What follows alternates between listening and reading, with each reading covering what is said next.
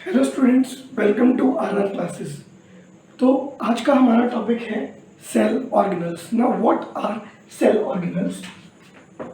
So cell organelles are membrane bound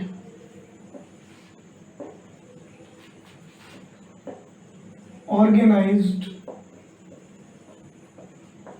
structures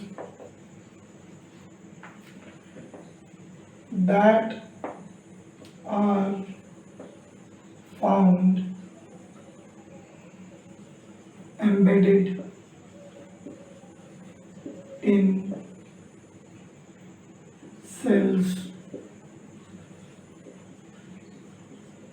cytoplasm. ठीक है, तो जो सेल ऑर्गेनल्स होते हैं वो पहली चीज तो मेम्ब्रेन बाउंड होते हैं। ठीक है, और वो कहाँ होते हैं? They are present embedded inside the cells cytoplasm. ठीक है, सेल का जो फ्लूइड होता है, जो जिसको हम सेल का साइटोप्लाज्म बोलते हैं, उसके अंदर ये एम्बेडेड पाए जाते हैं, उसके अंदर ये तैर रहे होते हैं एक तरह से। अब क्वेश्चन आता है कि सेल ऑर्गेनल्स की क्या जरूरत पड़ गई, मतलब सेल को ऐसे मेम्ब्रेन बाउंड स्ट्रक्चर्स की क्या जरूरत पड़ गई। तो जब हमने जैसे इंट्रोडक्टरी वीडियो में भी हमने जब पढ़ा था सेल के बारे में, तो हमने डिवीजन ऑफ लेबर की बात की थी। ठीक है, अगर आपने वो वीडियो नहीं देखा है तो मैं लिंक डिस्क्रिप्शन में डाल दूंगा।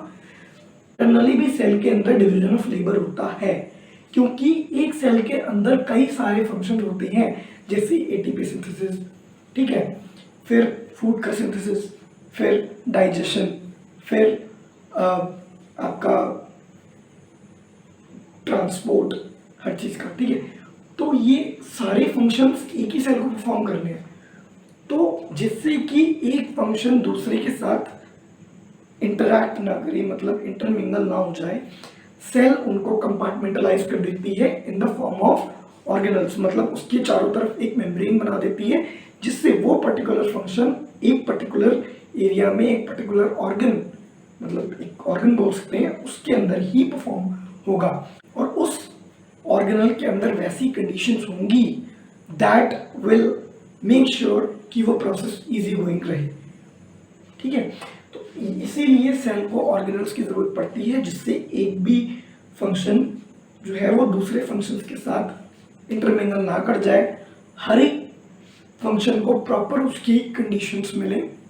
ठीक है, और सेल का काम स्मूथली होता रहे।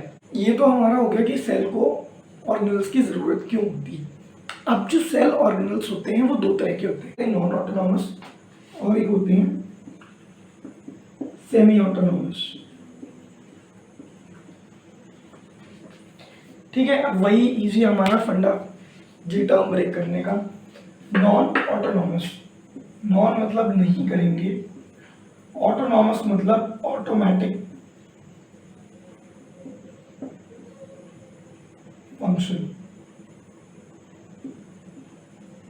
ठीक है, अब ऑटोमेटिक फंक्शन का मतलब क्या हुआ? ऑटोमेटिक फंक्शन मींस कि ये सेल्फ सफिशिएंट नहीं है, इनको अपना फंक्शन करने के लिए रॉ मटेरियल भी कहीं से लेना पड़ेगा, या सिग्नल इनको कोई और देगा कि तुमने ये काम करना है। ठीक है, और ये खुद से रेप्लिकेट भी नहीं कर पाएंगे। ठीक है,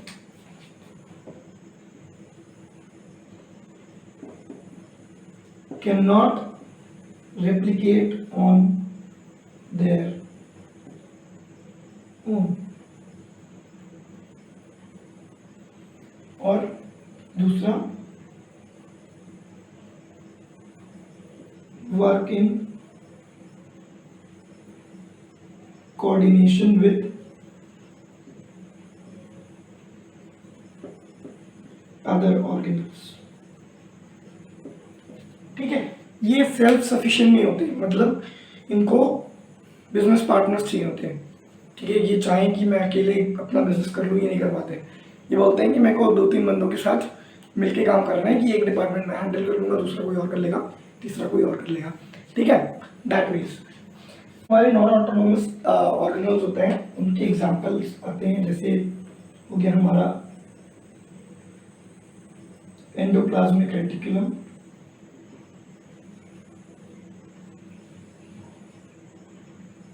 है ना, गोल्जी apparatus, वैक्यूल,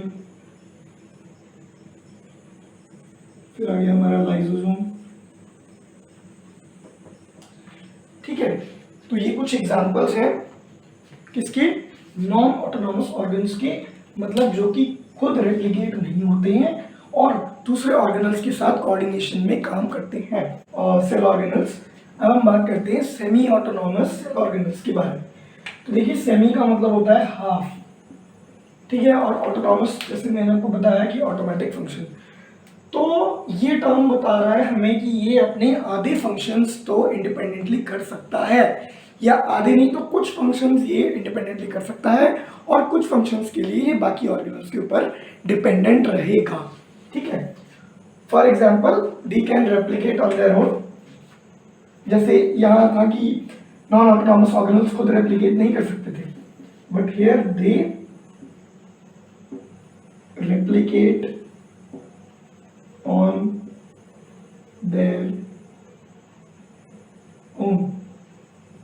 पॉइंट हो गया आपका, they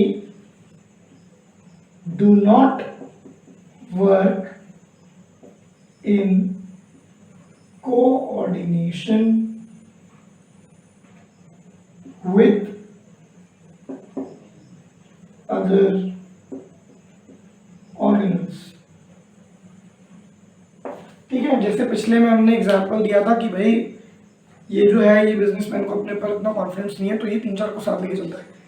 ये वाला जो है ये बहुत कॉन्फिडेंट है, बोल रहा है कि 90% काम मैं कर लूंगा, 10% के लिए मेरे को जरूरत पड़ेगी तो I will hire people, but I will not be dependent upon you, so I won't be working in coordination with you. ठीक है, तो ये दूसरे ऑर्गेनल्स के संग कोऑर्डिनेट नहीं करते हैं। ठीक, तीसरा पॉइंट जो एक और आप इधर ऐड कर सकते हो वो ये है कि they have their own genetic material and ribosomes.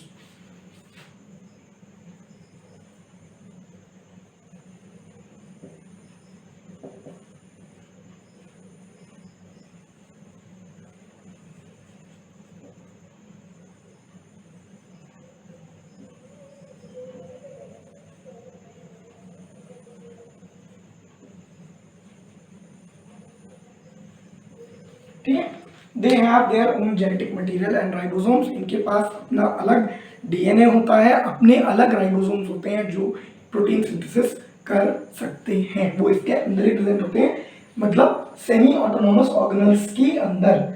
अब इसके एग्जांपल्स क्या क्या हैं, इसके एग्जांपल्स हैं क्लोरोप्लास्ट एंड माइटोकॉन्ड्रिया। ठीक है, तो आज हमने पढ़ा कि सेल ऑर्गेनल्स क्या होते हैं, सेल ऑर्गेनल्स कितने तरह के होते हैं और उन दोनों के क्या क्या डिफरेंसेस होते हैं।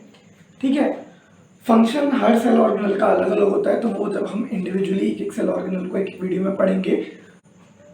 और ये डिफरेंसेस अगर आपको यहाँ क्लियरली नहीं दिख रहे हैं, so the RR classes has a separate Instagram page जहाँ पर मैं इसको प्रॉपरली एक नोटबुक में लिख करके उसकी फोटो क्लिक करके वहाँ अपलोड कर दूंगा।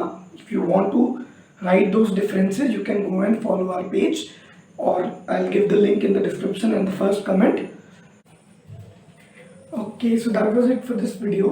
बाकी का बचा हुआ पार्ट है, आई थॉट कि उसको एक नए तरीके से हम एक नई चीज़ शुरू करने जा रहे हैं चैनल पे, कि हम कुछ पार्ट जो है एक चैप्टर का वो क्वेश्चन आंसर्स की फॉर्म में रखा करेंगे, सो दैट आप लोगों को क्वेश्चन प्रैक्टिस भी हो जाए साथ के साथ और टॉपिक भी अच्छे से समझ में आ जाए।